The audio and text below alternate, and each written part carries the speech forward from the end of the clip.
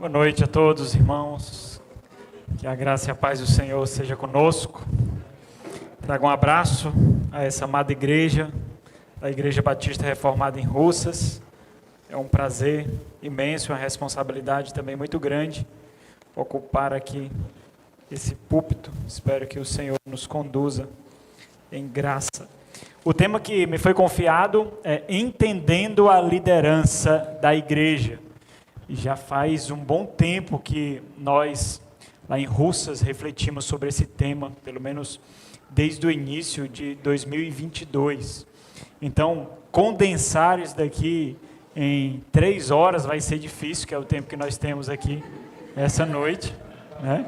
Vai ser difícil, mas vamos tentar fazer o possível aqui. Então, o meu desafio é trazer um pouquinho da complexidade do que é a liderança na igreja.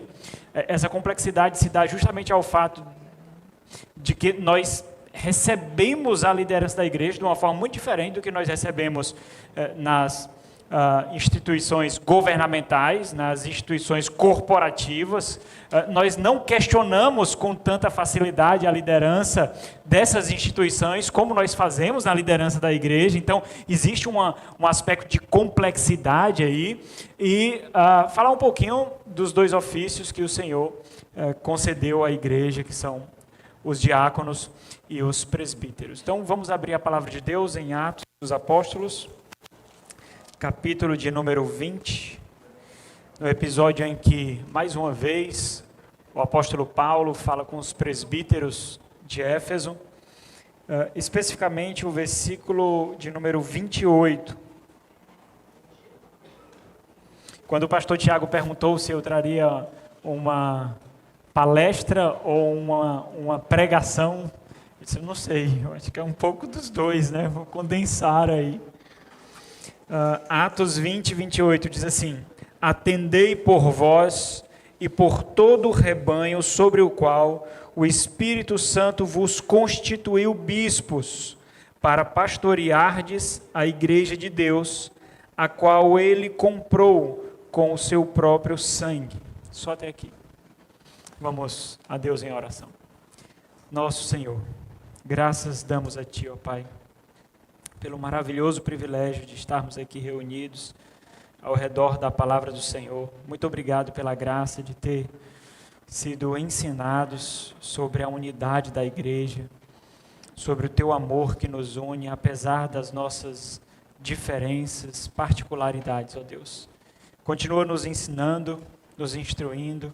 Ajuda-nos a perceber de forma muito particular também, de forma muito especial, o privilégio que temos de sermos conduzidos por homens, especialmente escolhidos pelo Senhor, ó Deus. É o que suplicamos a Ti, em nome de Jesus. Amém. Então, deixa-me fazer alguma introdução antes de nós chegarmos no tema de fato. A igreja é a instituição mais valiosa da face da terra. Embora muitos não compreendam assim, é assim que as Sagradas Escrituras descrevem a igreja. Não há instituição mais valiosa, mais gloriosa, mais glamurosa, não há tesouro maior na face da terra do que a igreja do Senhor. Nenhuma sequer, nenhuma. Nenhuma com toneladas e toneladas de ouro, nenhum castelo, nada imponente o suficiente que seja mais valiosa do que a igreja do Senhor. E é verdade que ela é a única expressão visível do reino dos céus na terra. A única. Não há outro lugar onde nós experimentamos a porção de reino, a porção da eternidade na face da terra do que a igreja. Esse é o único lugar, com pessoas ainda imperfeitas, com pessoas ainda doentes, com pessoas enfermas, mas esse é o fato. É a única expressão visível do reino de Deus na face da terra. E por diversos aspectos diferentes, o relacionamento de Deus com o homem, Deus colocou em nós essa necessidade de relacionamento com Ele em um aspecto especial que nós só podemos experimentar com a igreja do Senhor. Nós não conseguimos experimentar esses aspectos nas nossas devoções particulares, em seminários, em cursos de teologia. Existem aspectos, particularidades que nós só experimentaremos na igreja do Senhor. Existem essas complexidades também que nós enxergamos, mas o fato é que não existe instituição mais gloriosa do que a igreja, e também para o homem, seja ele crente ou não, não existe instituição que detenha maior autoridade na face da terra do que a igreja. Não existe qualquer instituição que tenha mais poder sobre o homem, mais autoridade sobre o homem na face da terra do que a igreja. É assim também que nós observamos as Sagradas Escrituras. Então, embora em alguma medida todo cristão categoricamente ateste isso, olha, não existe nenhuma instituição mais valiosa do que a igreja, a sua empresa não é mais valiosa do que a igreja, a sua faculdade não é mais valiosa do que a igreja, o seu concurso não é mais valioso do que a igreja. Então, acho que dificilmente algum cristão vai dizer o contrário. Com raras exceções. E existem uns estúpidos que falam isso, mas são estúpidos de fato, né? Mas com raras exceções, alguém vai dizer de fato que existe alguma instituição que detenha mais poder sobre a vida do cristão do que a igreja. Eu não estou me referindo àqueles que querem sair pela tangente com aspecto de subjetividade, dizer, não, quem detém autoridade sobre a vida do cristão é a Sagrada Escritura. Nós já acabamos de aprender aqui que Deus determinou que a igreja, por meio dos seus oficiais, instrua justamente as Sagradas Escrituras. É ela que vai ser o prumo de veracidade para ver que se a sua doutrina é correta ou não. É a igreja que vai fazer isso. Não existe instituição mais gloriosa, não existe instituição que detenha maior poder, e eu acho que a maioria de nós consegue atestar isso. Só que nós acabamos entrando num aspecto de dificuldade aí para nós aplicarmos isso. Por quê, irmãos? Porque quando nós precisamos sair da teoria e experimentar isso na prática, é aí que vem o problema. Embora todos falem que a igreja é a instituição mais valiosa da face da terra, embora os cristãos também falem que a igreja detém autoridade sobre a vida do cristão, quando nós adentramos no aspecto prático, é aí que nós encontramos problema. Por quê? Porque aquilo que nós concebemos de forma subjetiva, nós precisamos experimentar na igreja local. E aí é que nós encontramos problema. Por quê?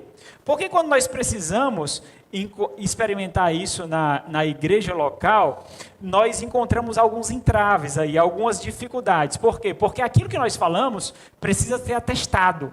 Nós precisamos provar que aquilo que nós estamos dizendo é de fato verdadeiro, é fruto de contrição real. A grande dificuldade aí é que quando nós precisamos experimentar na vida da igreja local, na vida da igreja prática, nós não conseguimos conceber uma igreja que seja ideal o suficiente, que seja perfeito o suficiente, que seja saudável o suficiente para que nós a enxerguemos como valiosa ou para que nós nos submetamos a ela. E aí nós começamos a colocar vários empecilhos para isso. Geralmente trazendo deficiências àquela igreja, geralmente trazendo deficiência àqueles líderes. Então, naquele meu conceito que até então era abstrato, eu não encontro factualidade. Porque quando eu digo que a igreja é valiosa, eu estou pensando numa igreja no seu aspecto abstrato, é subjetivo, a igreja do Senhor. Eu não consigo colocar na prática isso, eu não consigo determinar que igreja é essa.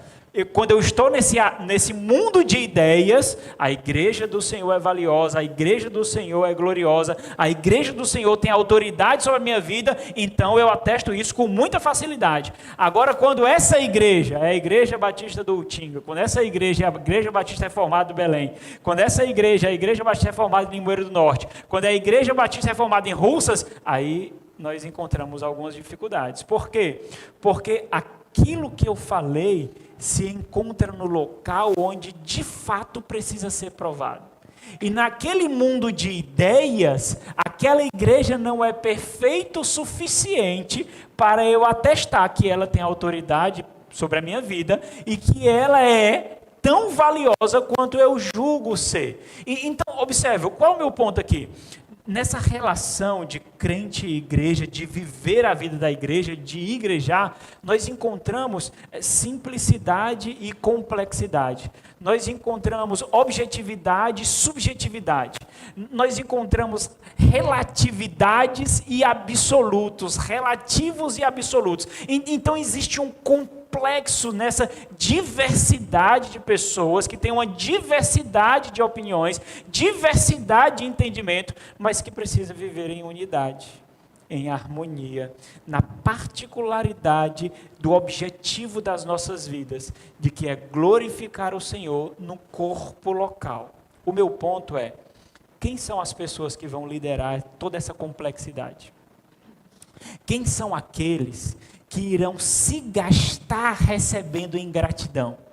Quem são aqueles que verão a sua saúde, o seu vigor, a sua energia sendo drenados? Quem são aqueles que verão os seus filhos, as suas esposas, a sua família sendo machucados constantemente e mesmo assim não abrem mão? Quem são esses? Quem são esses que apontarão para nós a morte constantemente, embora nós a desejemos com todo vigor, audácia e sagacidade, porque nós pensamos que ali nós encontraremos felicidade, saúde, sucesso, contentamento. Mas na verdade, aqueles que enxergam, como muitos de vocês não enxergam, se vocês não são pastores, presbíteros, aqueles que enxergam de fato estão vendo morte, decadência, deficiência, casamentos arruinados, adultérios, divórcios, corrupções, onde você pode ver um sonho sendo realizado, onde você pode ver um sucesso sendo conquistado. Aqueles, quem são esses? Irmãos, quem são esses? E esse é o nosso desafio aqui, de tentar refletir, num breve período de tempo, sobre esses homens, que não são homens comuns, são homens especiais, dotados por Deus, separados por Deus, munidos pelo Espírito Santo, para pastorear essa complexidade em unidade que é a igreja local, como a expressão visível desse grande corpo invisível que é a noiva do nosso Senhor e Salvador, Jesus Cristo. Quando nós paramos para pensar sobre esses aspectos, é fácil perceber que nós enfrentaremos muitos entraves, muitas barreiras para experimentar a vida da igreja. E é fácil perceber porque os puritanos entendiam que homens piedosos como esses eram dons de Deus para a igreja do Senhor. Quando a gente começa a pensar sobre esses aspectos, não olhando para a nossa individualidade, para as nossas peculiaridades, para as dificuldades que nós temos de deixar pecados de estimação, de deixar pecados que nós achamos que domesticamos. Quando nós domesticamos pecado, nós pensamos que podemos percorrer uma vida de santidade e ainda assim gozar do prazer carnal que aquele pecado dá. Na verdade, nós não domesticamos, eles não são os nossos pecados de estimação, nós que somos o bichinho de estimação dele. Somos nós que temos a coleira sobre o nosso pescoço e ele nos carrega de um lado para o outro, e nós precisamos desses homens especiais que veem isso, que não tem compromisso com a sua felicidade, com o seu sucesso, com o seu glamour, mas tem um compromisso de fazer você cada vez mais parecido com o nosso Senhor e Salvador Jesus Cristo, apesar de você. E esse é o grande ponto da questão.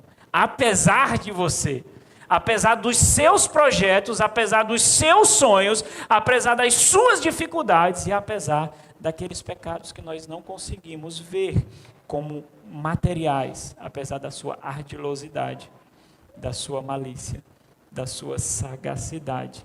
Quem são esses que veem como Deus vê? Quem são esses que veem como o Espírito Santo os dota para ver? E meus irmãos, o meu ponto também é muito simples aqui. É que Parece que existe uma máxima entre alguns pastores e entre cristãos de que dizem categoricamente que os presbíteros da igreja, os diáconos da igreja, os pastores da igreja são crentes comuns, iguais a todos. Isso é mentira, irmãos. Esses homens não são crentes comuns. Esses homens, eles foram dotados de forma especial para ver o que muitos não conseguem ver. Nós acabamos de receber uma instrução aqui sobre os dons.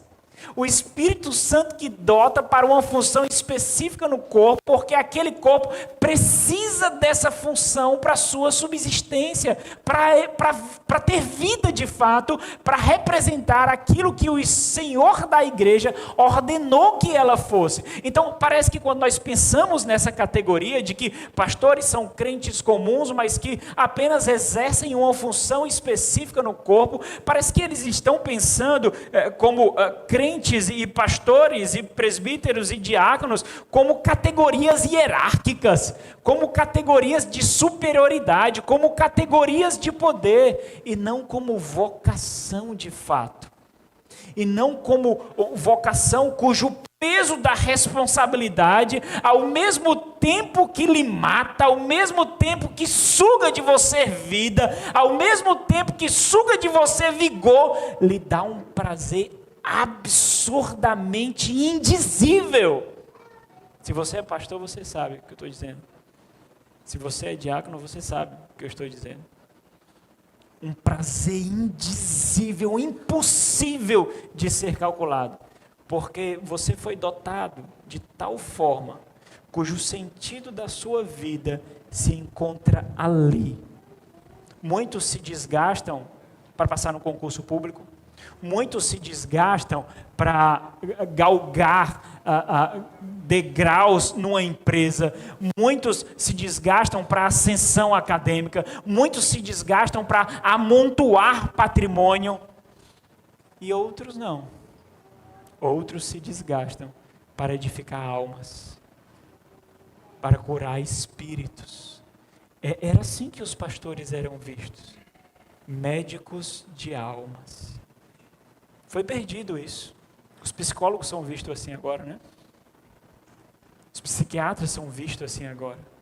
Os pastores, eles foram relegados à marginalidade de igrejas egocêntricas, carnais e imorais.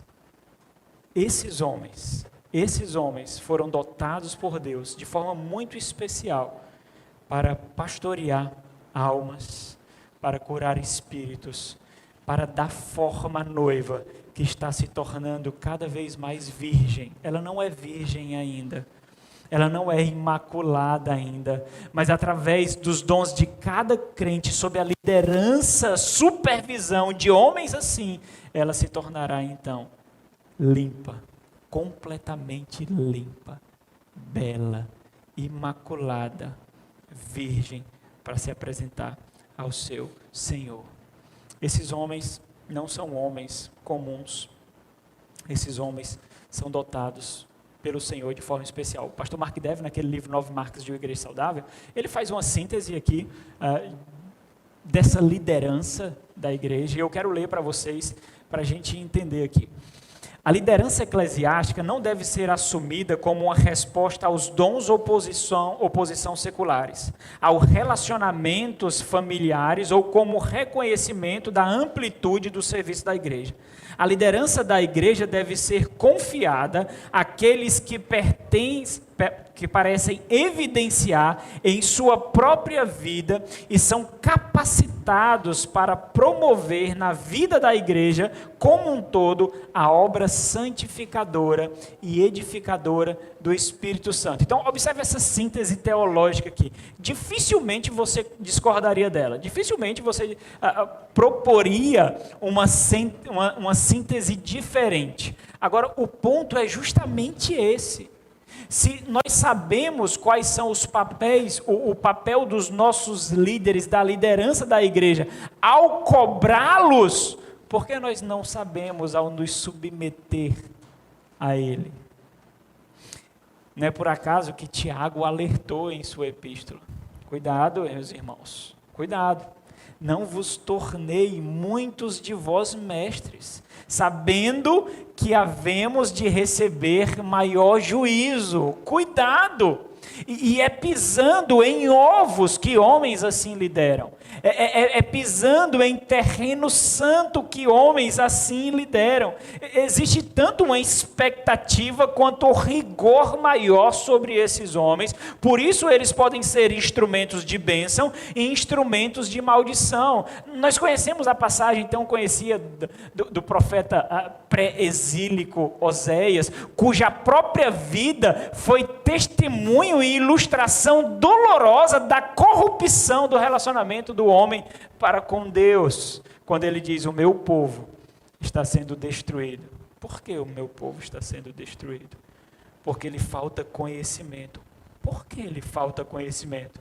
Porque tu, sacerdote, rejeitaste o conhecimento. Eu também te rejeitarei para que não seja sacerdote diante de mim. E então há aquele aspecto de representatividade, de que o guia ele conduz para onde os seus olhos enxergam e infundirá o conhecimento que traz mais prazer ao seu coração, quando ele diz: visto que te esqueceste da lei de Deus, também eu me esquecerei dos teus filhos. Talvez, irmãos, realmente, a grande questão seja a forma como nós concebemos a liderança no coração. Talvez nós não sabemos de fato o que é liderança eclesiástica. Porque se você for para lideranças corporativas, governamentais ou qualquer outra instituição, você vai considerar assim: olha, o contraditório é valioso. Nós temos que ter pessoas que pensam de forma divergente, nós temos que ter pessoas que pensam de forma diferente para enriquecer o debate, para enriquecer as ideias. Mas isso não se aplica na igreja, irmãos. Isso não chega nem perto de se aplicar na igreja. Por causa de quê? Da unidade.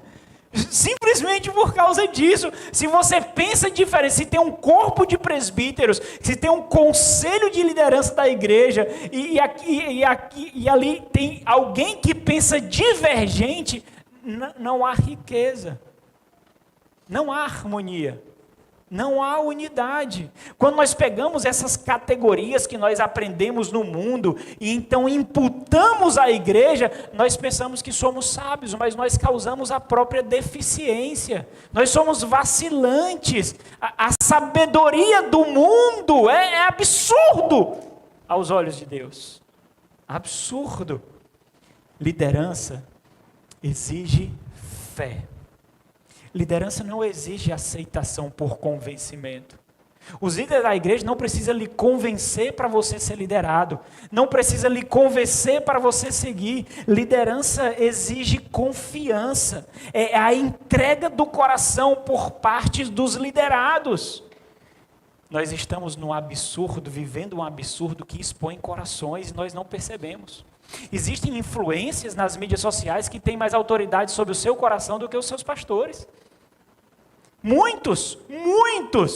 Existem influências que fazem com que você mude de comportamento, mude de medicação. E os seus pastores não conseguem chegar perto de causar uma mudança na sua vida. Eu conheço irmãs que deixaram de tomar anticoncepcionais por causa de uma live de uma influência.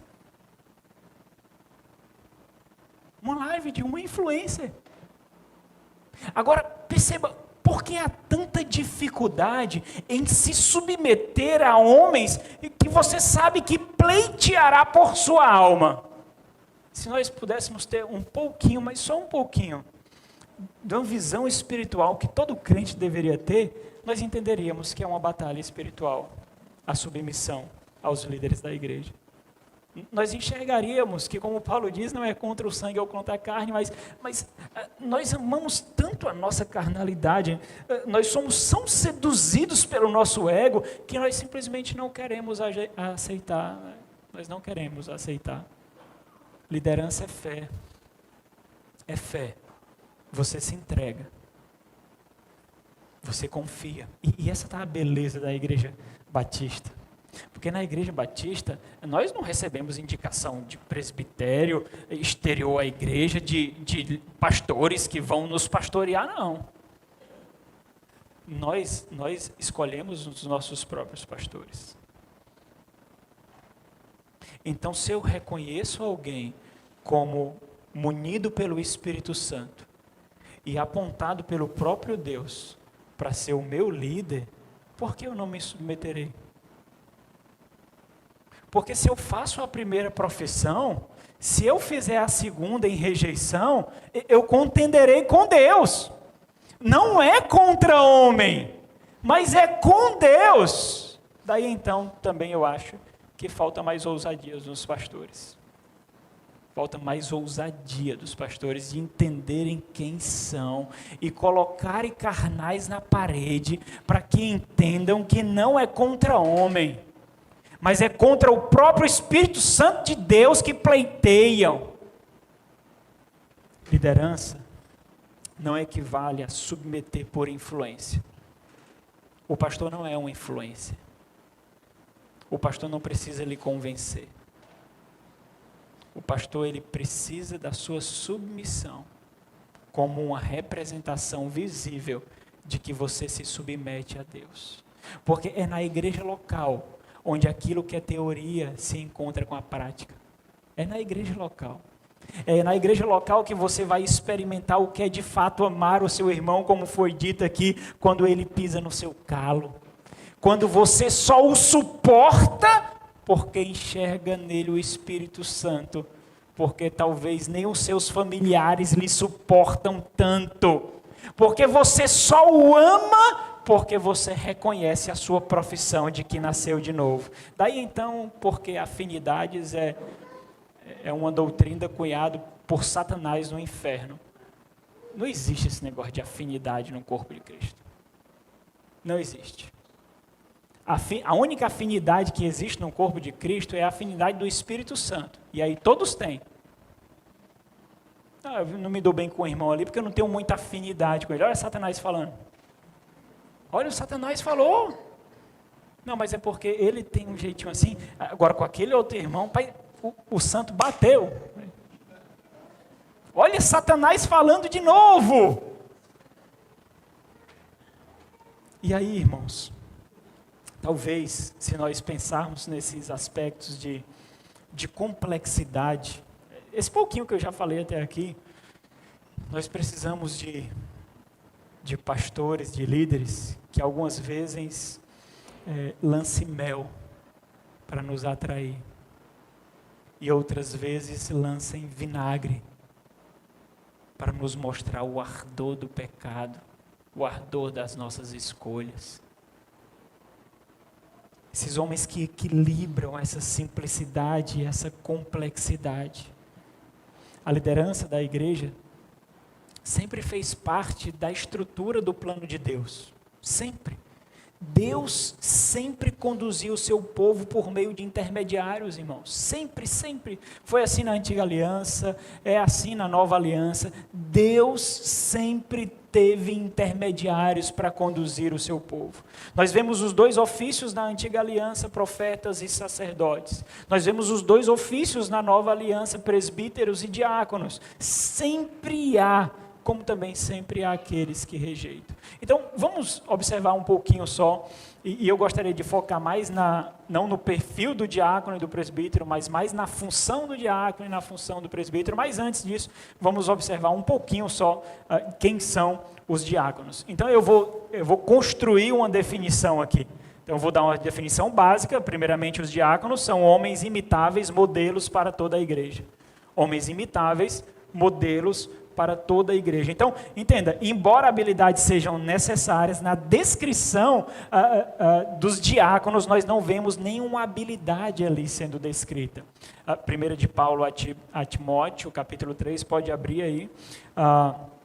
Por quê, irmãos? Existe um caráter qualificado sendo enfatizado aqui por Paulo. E isso o diferencia dos presbíteros.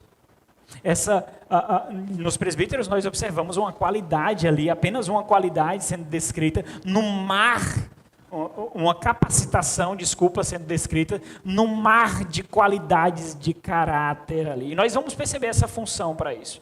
Então, 1 Timóteo capítulo 3, versículo 8, eu vou ler bem rápido aqui para a gente passar mais adiante. Semelhantemente, quanto a diáconos, Paulo parece que está orientando a Timóteo aqui a colocar ordem na separação.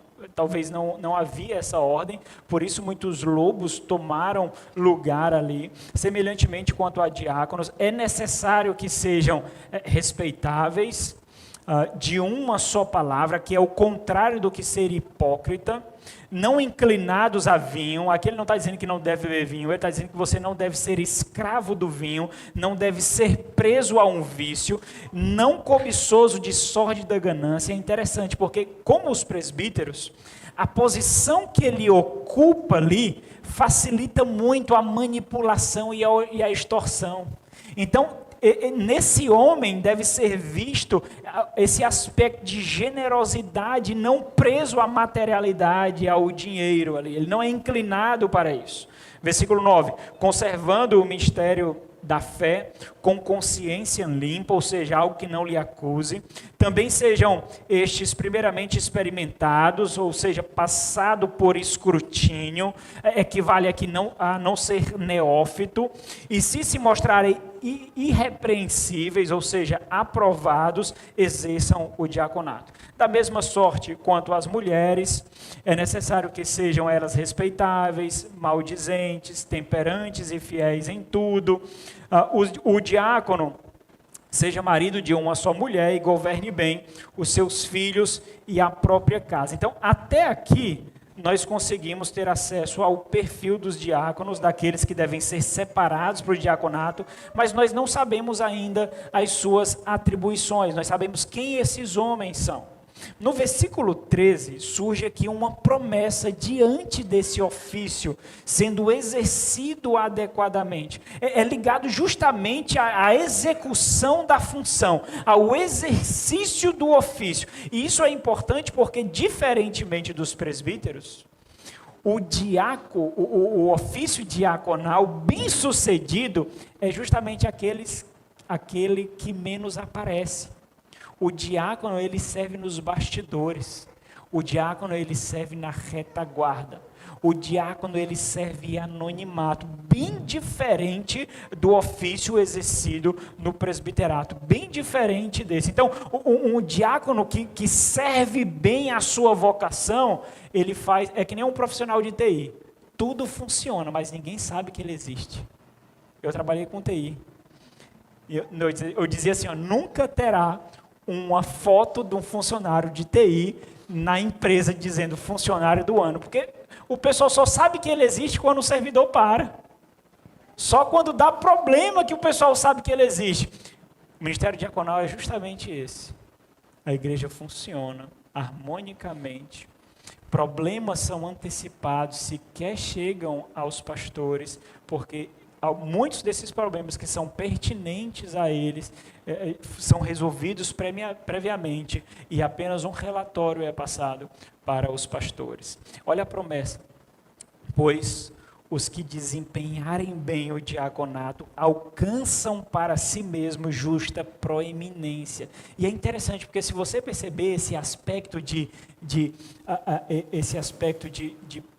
bastidores, de anonimato que ele exerce, diz respeito justamente ao fato de que ele não almeja isso. Ele não almeja a proeminência. Ele não almeja notoriedade. Ele se satisfaz pelo serviço que presta, embelezando a noiva sem ser visto. Alcançará justa proeminência e muita intrepidez na fé em Jesus Cristo. E é justamente observando essas atribuições que nós podemos conhecer melhor as funções. Então vamos passar aqui para Atos capítulo 6, para nós percebermos quais são as funções aqui. E aqui eu vou construir um pouquinho mais a definição do que é um diácono. O que é um diácono? Um diácono é um homem imitável, um homem sábio, separado e dotado por Deus para o serviço de edificação da igreja. E é justamente observando aquilo que exigiu o ministério diaconal que nós percebemos a importância da sua função. Vamos ao texto de Atos 6. Ali nós aprendemos que foi a necessidade que gestacionou o ofício. Primeiro veio a função, para depois veio o ofício. Então aqui nós vemos a necessidade da função, apontada pelos apóstolos, e só depois nós vemos Paulo estabelecendo o ofício aqui. Então primeiro veio a função por necessidade. E por isso nós não precisamos de muito tempo, irmãos, e atenção para nós percebermos que o ministério diaconal vai muito, mas muito além de zeladoria. Talvez quando os apóstolos falam aqui para organizar a mesa, parece que o pessoal entende de fato, literalmente, que é só botar o pano, o café e o bolo na mesa. Não é isso. Por que foi necessário organizar a distribuição? Esse é o grande ponto da questão. Por que foi necessário? Vamos ao texto. Ora, naqueles dias multiplicaram-se o número dos discípulos. Olha como é interessante. Com o aumento vem a desorganização. Então precisa de uma estrutura para organizar. E aí o motivo da função, ou o motivo do ofício é esboçado aqui. Houve murmuração dos helenistas, judeus helenizados, contra os hebreus, ou seja, a unidade que eles tinham foi maculada aqui. A harmonia que eles tinham foi encurralada aqui. Chegou-se numa bifurcação em que a unidade e a harmonia não estavam sendo mais experimentadas. Por quê? As viúvas deles estavam sendo esquecidas dos helenistas na distribuição diária, que quer dizer desarmonia, falta de unidade. Então, diante disso, os 12 convocam a comunidade dos discípulos, ou seja, a igreja, e disseram: não é razoável que nós abandonemos a palavra de Deus para servir às mesas, ou seja, resolver aquilo que estava causando desarmonia, resolver aquilo que estava causando falta de unidade, era necessário para desentulhar o caminho da palavra de Deus, o caminho dos apóstolos. Mas, irmãos, escolhei dentre vós 7 homens de boa reputação, cheios do Espírito e de sabedoria, as quais lhe encarregaremos, outorgaremos, consagraremos deste serviço, dessa necessidade.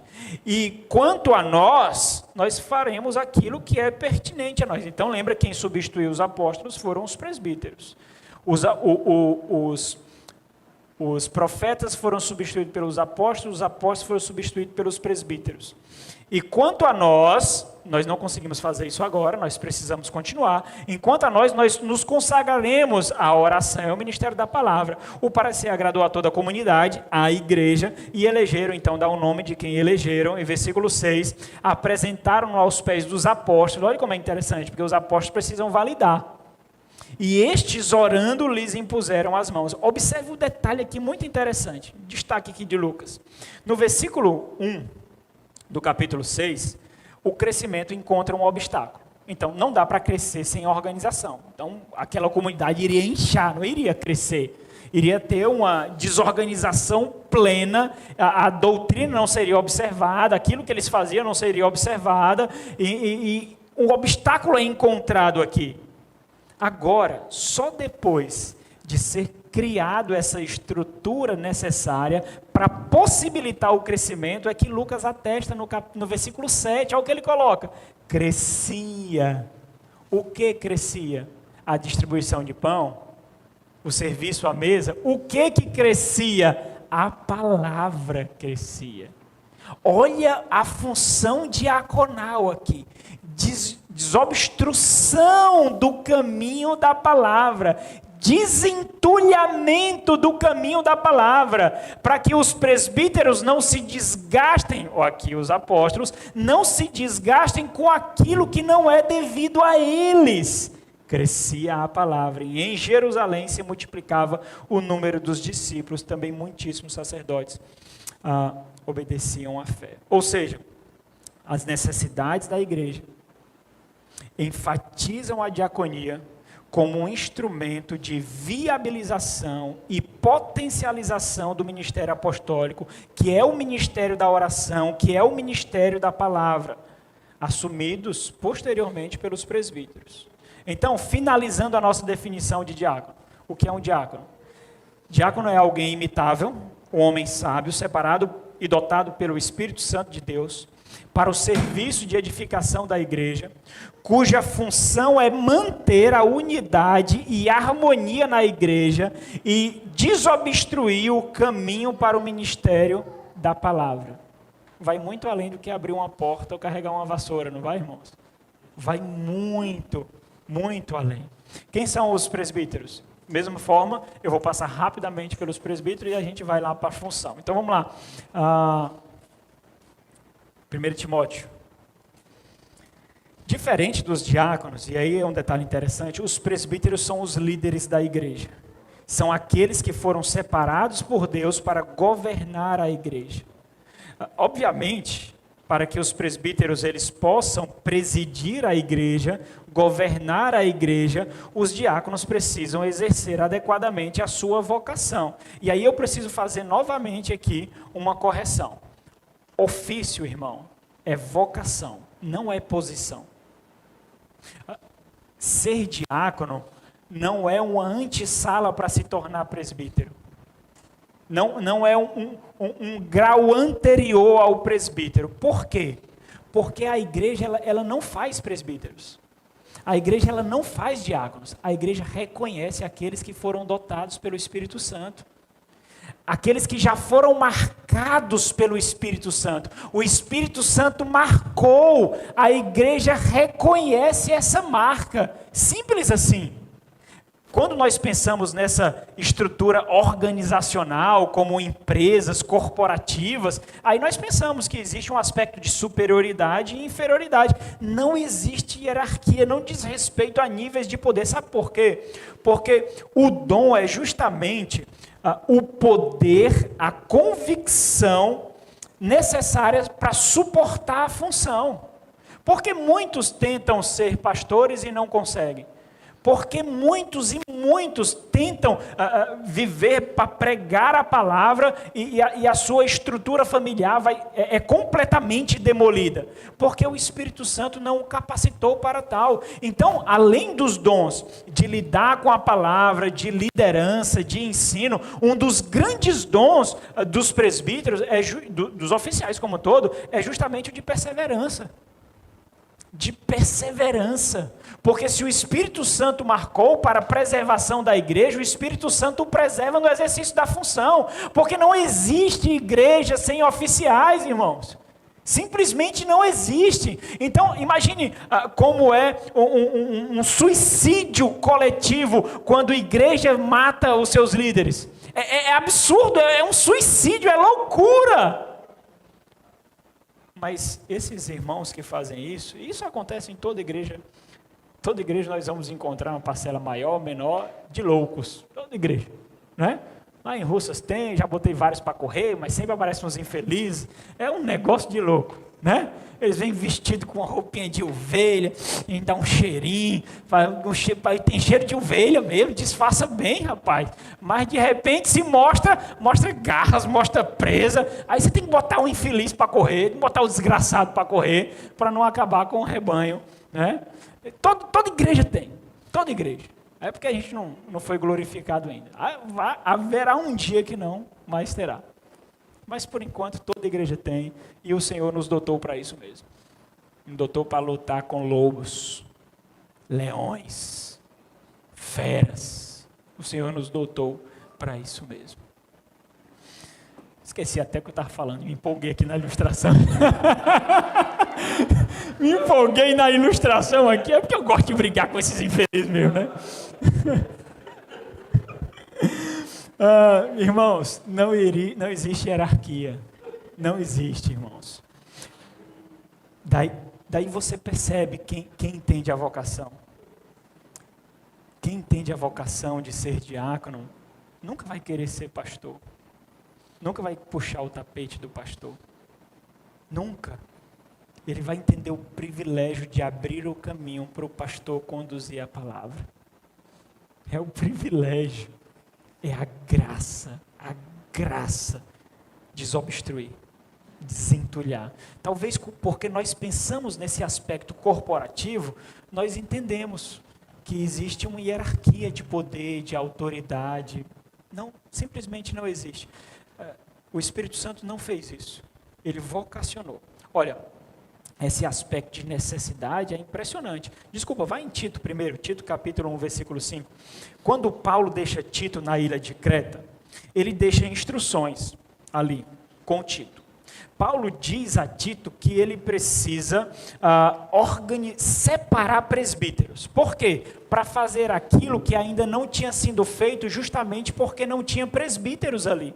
Então existe, olha como é interessante, foi falado aqui anteriormente pelo pastor Jânio, nesse padrão, existe um padrão com o qual a igreja deve se parecer, existe uma ordem, existe um modelo na qual essa igreja deve se encaixar. É justamente isso que Paulo fala, Tito 1,5 diz assim, por esta causa te deixei em Creta. Por quê, Paulo? Para que pusestes em ordem, olha, existe um modelo, existe um padrão.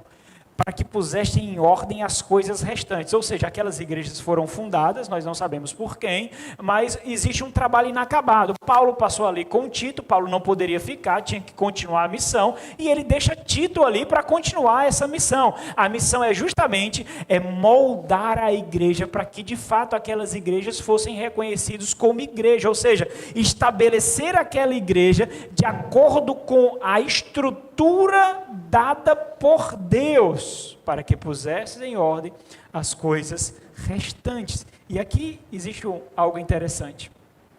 Isso nos ensina, irmãos, que embora realmente possa existir, porque aqui em Tito você não verá nenhum momento Paulo falando de diáconos, Paulo só fala de presbíteros.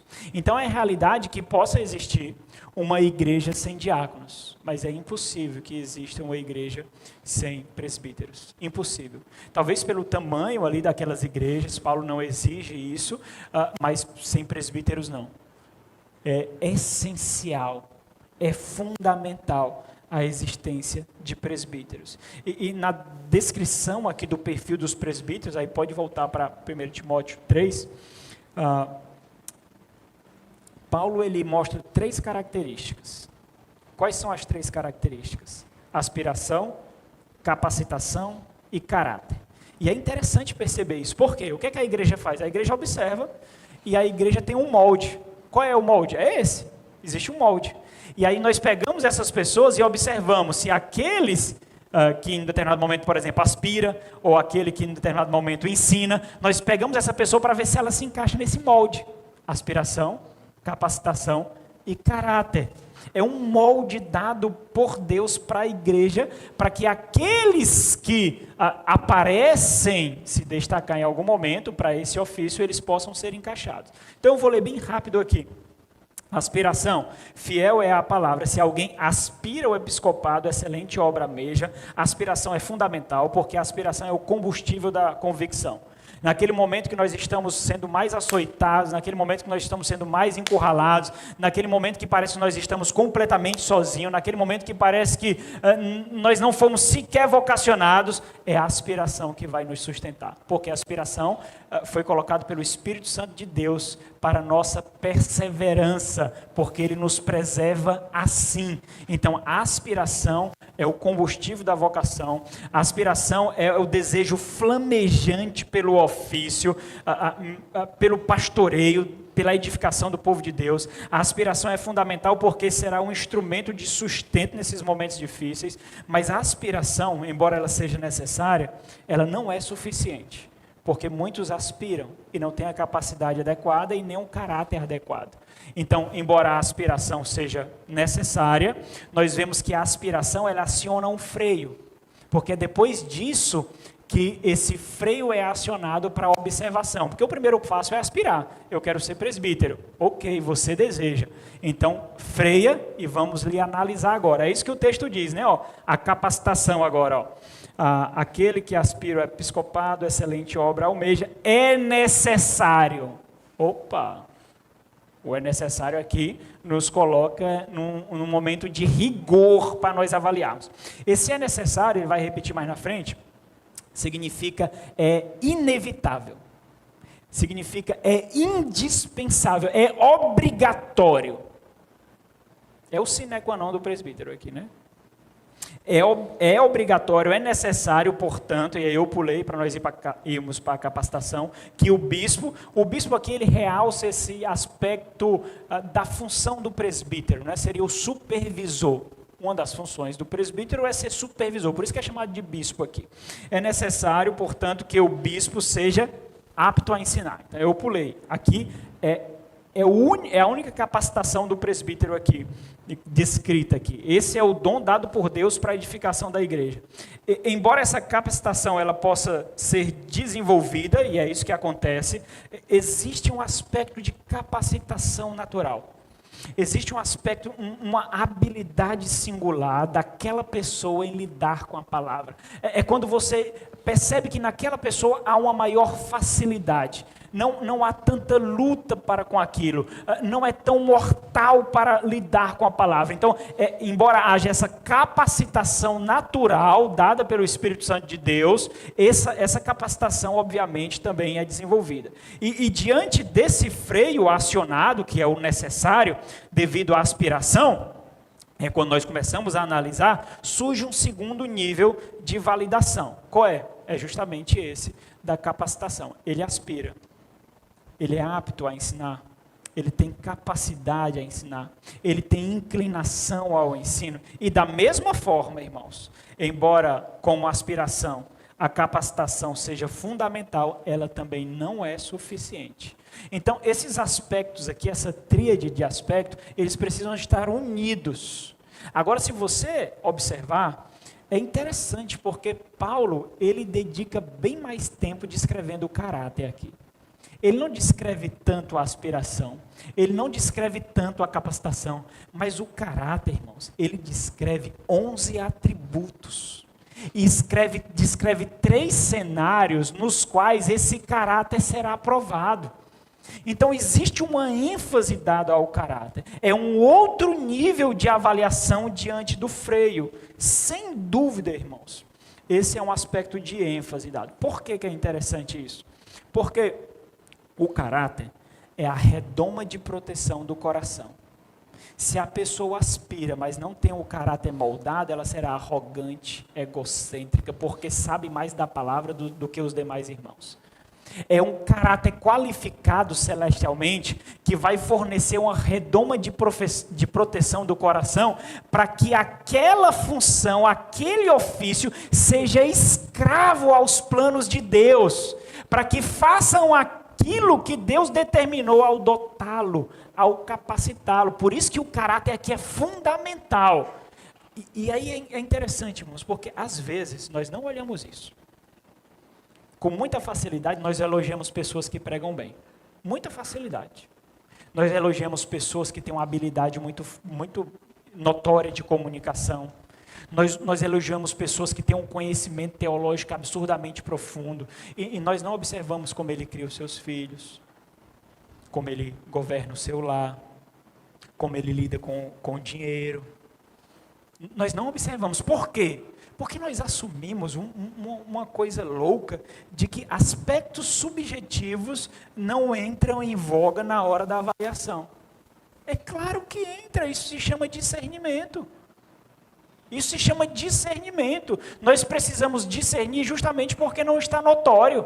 Se eu sei que essa cadeira é branca, eu não preciso discernir que ela é branca, porque eu já estou vendo que ela é branca. Discernimento, aí coloca aí o aspecto espiritual. Discernimento espiritual. Deus nos deu isso, irmãos, para nós colocarmos explicitamente aquilo que está implícito na vida da igreja, no dia a dia da igreja. Então, observa o texto aí. Lembra do molde, certo? O Senhor nos deu o molde. Está aqui, o texto é um molde. Aqueles que nós queremos separar para o ofício, precisam encaixar nesse molde. E é interessante, irmãos. Olha, eu vou contar uma experiência para vocês. Nossa igreja fez 10 anos agora. O pastor Janes vai ser o preletor da nossa conferência de aniversário no próximo final de semana. Nós voltamos de Belém e aí já caímos na conferência. 10 anos, desde os trabalhos embrionários. Ele passou um ano num grupo pequeno lá, depois passou um ano sendo enviado vários tipos de seminaristas, aí depois que foi enviado pastor. E aí, nós vimos aquelas pessoas que amavam teologia reformada, mas que não amavam a igreja, deixando a igreja com o passar do tempo. Quando eles começaram a experimentar que pastorear significa lapidar pecadores, e eles, quando eles passaram a considerar que eles seriam os pecadores que seriam lapidados, eles não gostaram do negócio e foram saindo aos poucos. E aí, mas mesmo assim, alguns irmãos antigos ficaram. Não membros fundadores, mas alguns irmãos antigos ficaram. E eu tinha um desejo absurdo, que um desses irmãos, pelo menos um, fosse um oficial da igreja. Pelo menos um. E aí eu mirei o olho em um e orei. E tentava alargar o molde de tudo que é jeito, irmãos. Mas eu tentei alargar esse molde. Não, mas ele é assim, mas eu acho que dá certo. Não, mas a esposa dele é assim, mas não tem problema. Eu acho que aqui, se a gente fizer desse jeito, eu acho que encaixa. E eu tentei. E aí fui vencido pelo Espírito Santo, o Espírito Santo me constrangeu, não deixou. E aí beleza, mas então eu insisti, irmãos. Eu insisti, lutei com o Espírito Santo. E aí passou um tempo, e aí eu vou tentar de novo, né? Precisando agora separar aqui, vou tentar. E apontei. E aí separei ele assim para ser experimentado. Oh, irmãos. Não durou 2 meses. Não é por afeição, irmãos. Não é por afeição. É o molde. É o molde. Tem que se encaixar no molde que o Espírito Santo determinou. Não são as minhas inclinações afetivas que determinam. Não é o meu querer que determina. Não é por politicagem. É o molde. O molde. Então, observa. É necessário, portanto, e aí vem a lista de virtudes e caráter, que o bispo seja irrepreensível. Esse termo irrepreensível encapsula tudo que ele vai descrever. Ser irrepreensível significa, ele vai dizer, obviamente não é uma lista exaustiva, mas é uma lista fundamental. E aí ele dá 11 atributos. Esposo de uma só mulher, aqui parece que Paulo está descrevendo a fidelidade conjugal. Temperante significa ser lúcido, não ser temperamental, ou seja, não ser levado por explosões emocionais. Sóbrio, autocontrole. É interessante porque esse autocontrole aqui parece desrespeitar a decência sexual. Ser modesto, ou seja, ser alguém digno de respeito, aqui diz respeito à aparência, é alguém que impõe respeito. Gracejos, piadinhas, e assim por diante. Não deve ser característico do presbítero, é aquele que impõe respeito. Porque, cá entre nós, irmãos, um oficial, ele vai viver uma vida de renúncias. Até mesmo no seu desejo de ser engraçado, até mesmo no seu desejo de ser falante. O que vai caracterizar um oficial é a renúncia. Renúncia, renúncia, renúncia, renúncia. Hospitalheiro, e aqui é interessante, especialmente numa era em que nós vivemos de individualidades, ou individualista. Individualista, esse termo é melhor. Hospitaleiro, apto a ensinar, é a única capacidade, não dado ao vinho, não violento, porém cordato, ou seja, gracioso, tolerante, inimigo de contendas, não avarentos. Homens assim, irmãos, homens assim são dons de Deus para o mundo em corrupção. Depois desses atributos, Paulo então fornece 3 cenários nos quais esses atributos eles precisarão ser provados. Paulo constrói como se fossem 3 cenários que vai exigir que esses atributos sejam aplicados. Ou seja, naqueles cenários, esses atributos precisam ser exibidos. Exemplo de cabeça do lar, exemplo de maturidade espiritual e exemplo de caráter. Primeiro, exemplo de cabeça no lar, versículo 4, que governe bem a sua própria casa. Governar significa aqui ser um dirigente adequado, significa ser um líder, significa assume a ideia de um protetor do lar, criando os seus filhos sob disciplina, ou seja, filhos submissos. Lá em Tito 1,6 vai falar de ter filhos crentes, não significa convertidos, mas ter filhos em quem você coloca um credo, coloca uma crença, ou seja, ter filhos confiáveis. Confiáveis de quê? De que reconhece você como um líder. Eles podem não ser crentes, eles podem sequer ser membros de igreja, mas reconhecem a sua autoridade como líder e não lhe envergonha como pai. Você tem filhos assim. Esses filhos, eles não devem serem subordinados, mas dignos dessa confiança. Criando-os com todo respeito, ou seja, com toda dignidade. Pois, e aí então ele vai mostrar o porquê isso é importante, pois se alguém não sabe governar a própria casa, como cuidará da igreja de Deus? Segundo cenário, exemplo de maturidade espiritual. Não seja neófito, para não suceder que se ensoberbeça e incorra e encaia na condenação do diabo. Não tenha o mesmo fim que o diabo. É interessante, um comentarista, ele fez um apontamento sobre esse trecho, e eu quero ler para vocês. Ele disse assim, o orgulho é a adoração idólatra de nós mesmos, a religião oficial do inferno. O neófito, ele não conseguirá lidar com a proeminência que ele tem perante o corpo. Não existe metro quadrado com maior poder e autoridade na face da terra do que esse daqui. Não existe. Esse metro quadrado aqui é responsável por conduzir casamentos, por conduzir vidas, por levar vocês a escolhas das quais vocês lidarão para sempre, para sempre. É através desse metro quadrado aqui que o Espírito Santo de Deus usa para criar frestas da eternidade em cada culto, em cada pregação, para que haja um vislumbre da eternidade através desse púlpito aqui. E neófitos não conseguem lidar com esse nível de notoriedade. A imaturidade na fé, ela exibe uma brecha em que a vaidade atua e conduz para que aquele faça as suas próprias escolhas carnais, e não as de Deus. Porque a maturidade faz com que nós nos sacrifiquemos perdendo, e não faz com que nós nos sacrifiquemos para ganhar. E é justamente isso que um oficial precisa: se sacrificar para perder, não se sacrificar para ganhar. Terceiro cenário, um exemplo de caráter. Aqui a aplicação básica é a seguinte: a reputação de seus líderes é imputada sobre a igreja. A reputação da igreja é a reputação dos seus líderes. Pelo contrário, fazendo paralelo com o neófito, é necessário que os presbíteros, tenham bom testemunho, ou seja, uma boa reputação de caráter, a opinião agora não mais dos de dentro, mas a opinião agora dos de fora, bom testemunho dos de fora, a fim de que, para que, agora experimentados, não cair no opróbrio, na depreciação e no laço, na armadilha do diabo. Meus irmãos, quem são os presbíteros?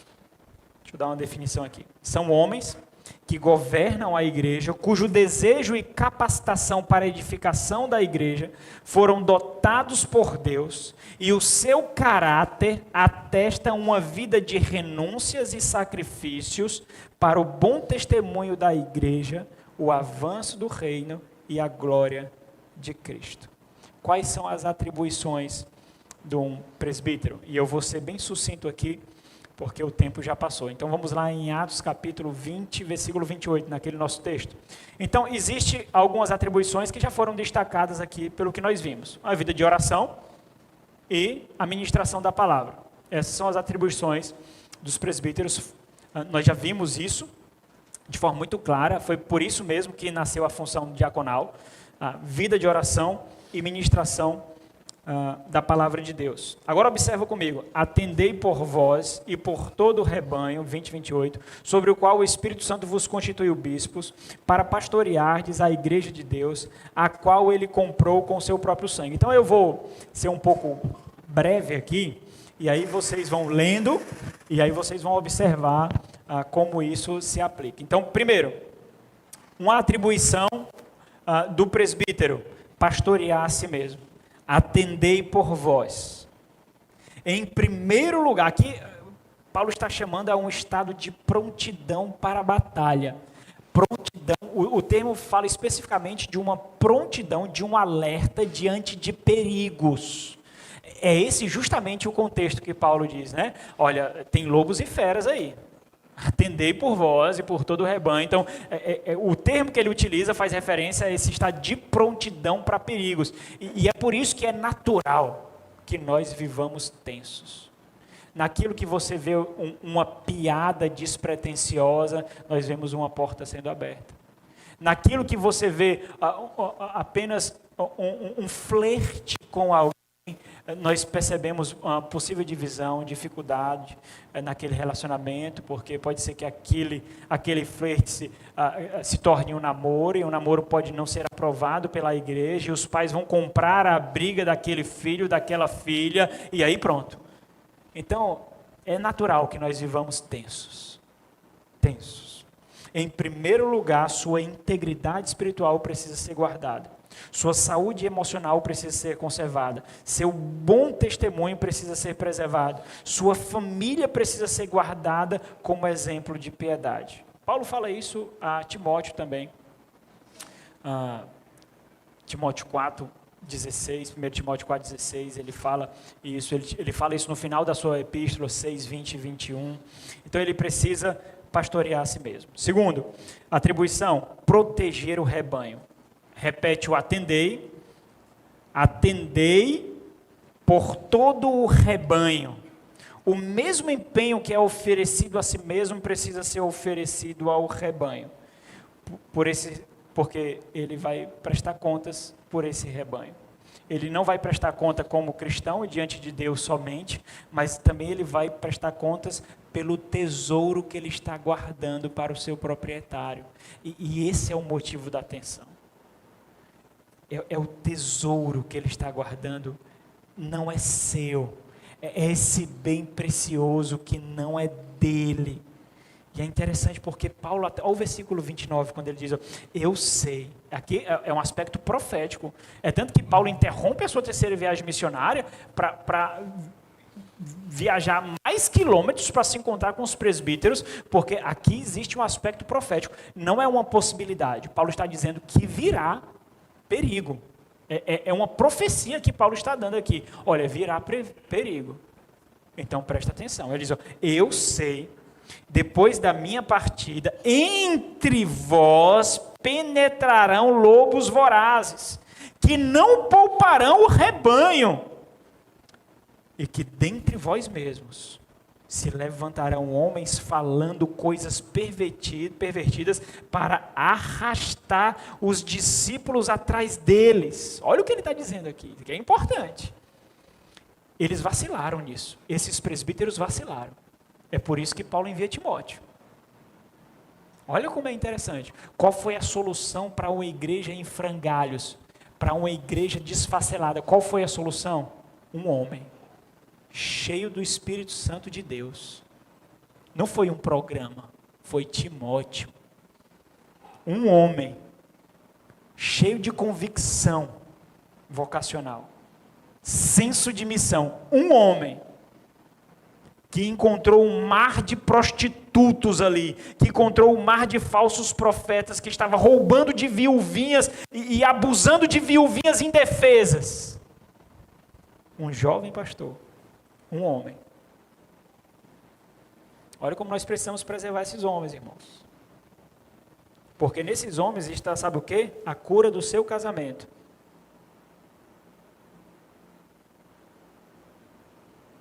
O caminho reto para os seus filhos.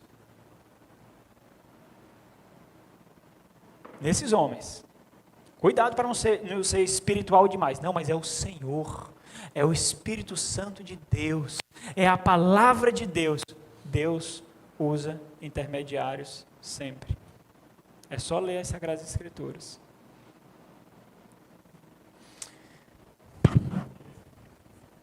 Ok.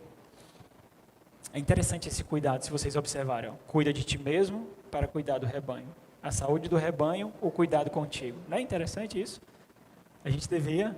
Eu estava assistindo uma série, uma porcaria. Eu parei nos 20 primeiros minutos da série. Mas porque o que ele falou valeu a série todinha, apesar de ser uma porcaria, né? Era uma realidade pós-apocalíptica e tal, e aí eles estavam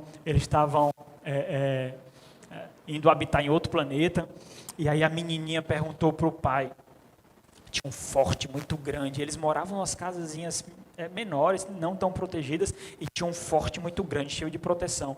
E aí a menininha falou assim, pai, para que aqueles fortes, aquela construção tão imponente, tão forte, para que aquilo, pai? Assim, para preservar os nossos líderes. Porque em tempos de guerra, em tempos de caos, nós precisamos de líderes fortes. Tá lá. Pronto. Vou nem assistir o resto da série para não estragar a citação. Nem assisti mais. Nem assisti. Né? Porque ficou alto no meu conceito. A pessoa foi uma porcaria, e aí ia cair no conceito. Então, nem assisti mais. Olha a mentalidade. Não era um filme cristão. Não era produzido por cristãos. O aspecto de liderança é uma lei natural, irmãos. Nós precisamos ser liderados.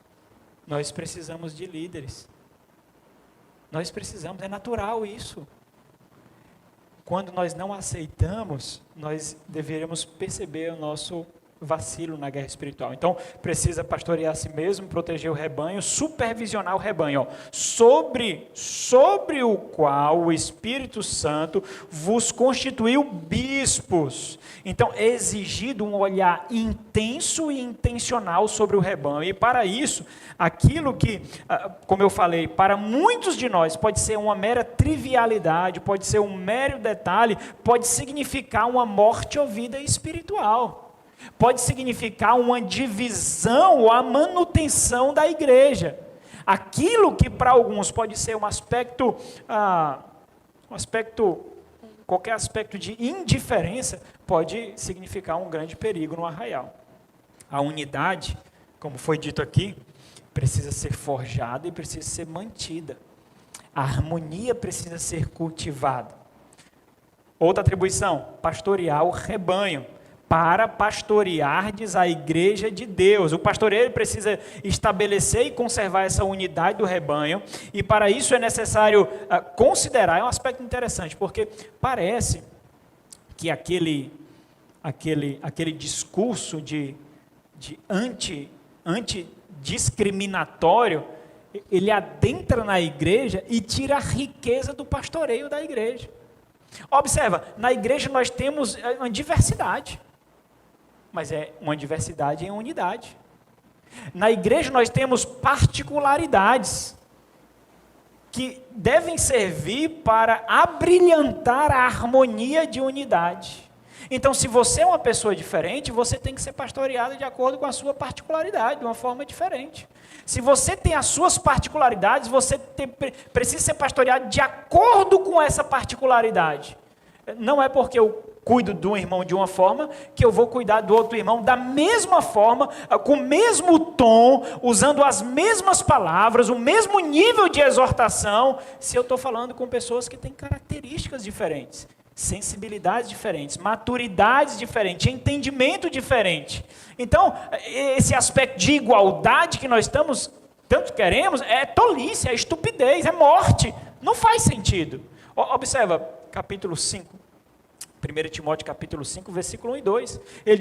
Paulo diz, não repreendas ao homem idoso, antes exortam como pai, aos moços como a irmãos, as mulheres idosas como a mães, as moças como a irmãs, com toda a pureza. E esse aspecto de diversidade no pastoreio é esboçado durante todo o capítulo. Ele mostra como nós tratamos aí. Último atributo que eu destaquei aqui nesse versículo, preservar o rebanho. Então, foi proteger lá em cima, agora preservar o rebanho. O qual ele comprou com o seu próprio sangue, falando do Senhor Jesus Cristo. E talvez, irmãos, esse seja o principal motivo de toda a atenção, como eu falei no ministério pastoral. Por causa dessa profunda convicção de que o tesouro é tesouro, mas ele não é nosso. um dia nós prestaremos contas, como diz o autor aos Hebreus. Não foi assim que o Senhor Jesus Cristo diz? Ele diz assim, edificarei a minha igreja. A minha igreja. E olha como é interessante, porque se as portas do inferno não prevalecerão contra ela, eu não posso me acovardar para pastoreá-la. Porque se as portas do inferno não prevalecerão, será que ela vai parar na minha covardia? Na minha falta de vigor? No meu abatimento? Na minha apatia? Na minha preguiça? Não. A igreja é do Senhor. Isso nos coloca com uma tensão absurda de olhar para particularidades que nós não amamos em muitas ovelhas, que nós não gostamos em muitas ovelhas, que nós temos que fazer uma força absurda para ver o caráter de Cristo, para ver o sangue de Cristo, e estar ciente de que precisamos cuidar dela, porque ela é preciosa para o Senhor, e nós entregaremos a Ele. Então, irmãos, para finalizar aqui, conforme nós iniciamos, existem vários motivos que fazem com que nós não reconheçamos a liderança da igreja, ou não nos envolvamos com a liderança da igreja. Mas todos esses motivos não estão fora de nós, não. Está dentro de nós. Eles estão dentro de nós. É a forma ou para quem nós concedemos acesso ao nosso coração. Nós concedemos acesso ao nosso coração com muita facilidade a influências, pessoas que nem nos conhecem. Nós concedemos acesso ao nosso coração a amigos, colegas de faculdade, de trabalho. Mas nós não concedemos acesso ao coração para aqueles que, apesar de nós, pleitearão por nossas almas. Quantos você pode descrever na sua vida que guerreia por sua alma? Talvez nem seu pai faça isso. Talvez nem sua mãe faça isso. Você, pai, será que seus filhos fazem isso? O seu cônjuge faz? Agora, se você está numa igreja saudável, uma igreja fiel, você pode ter toda a convicção de que pelo menos um, se tiver um pastor, pelo menos dois, se tiver dois pastores, pelo menos 4, se tiverem outros oficiais, esses pleitearão por sua alma. Por que nós não concedemos acesso ao nosso coração a esses homens? Se nós sabemos que foram separados pelo Espírito Santo de Deus para nos vencer e nos entregar a Cristo. Por que nós não fazemos isso, irmãos? Essa ousadia era observada por aqueles que nós tanto amamos, os seus exemplos, pelos puritanos. Olha, George Whitefield, ele diz assim, o ministro morto sempre fará um povo morto, ao passo que se os ministros forem aquecidos com o amor de Deus, eles não podem deixar de ser instrumentos de difusão desse amor entre os outros. Em outro momento ele diz, como Deus não pode enviar maior bênção para uma nação ou para um povo do que dar-lhes ministros fiéis, sinceros e justos, da mesma forma, a maior maldição que Deus pode enviar sobre um povo neste mundo é entregá-los a guias cegos, não regenerados, carnais, mornos e não qualificados. Essa é a grande diferença entre igrejas e igrejas. Os seus líderes, não é a sua estrutura, não é o seu poder aquisitivo, não é o seu bairro, é os seus líderes. Líderes fiéis e comprometidos com Deus, ou líderes carnais e comprometidos consigo mesmo. É isso que determina o que é uma igreja saudável. Simples assim. Simples. Porque esses homens serão fiéis ao Senhor, e não os caprichos do seu filho, e não os caprichos do seu projeto, e não os caprichos do seu ego. Serão fiéis ao Senhor. E você precisa disso. Nós precisamos disso. Entenderam a liderança da igreja? Sim, tem que entender, irmãos. O tema é esse, né? Entendendo a liderança da igreja. Vamos orar. Oh, nosso Deus, muito obrigado por tuas misericórdias, meu Pai. Nós não merecemos, de fato nós não merecemos a abundância do teu amor revelada nessa multiforme graça do Senhor, ó Deus. Obrigado, Deus, por saber que somos lapidados por pecadores. Pecadores que somos cuidados e lapidados por pecadores. Que vejamos graça nisso, ó Deus. Que vejamos nisso um instrumento de humilhação e dependência. Rogamos a Ti, ó Deus. Muito obrigado por essa igreja que nos acolhe, que acolhe essa conferência. Que o Senhor seja um instrumento de graça, Deus, para os seus líderes e para cada um dos irmãos que fazem parte dela. Em nome de Jesus.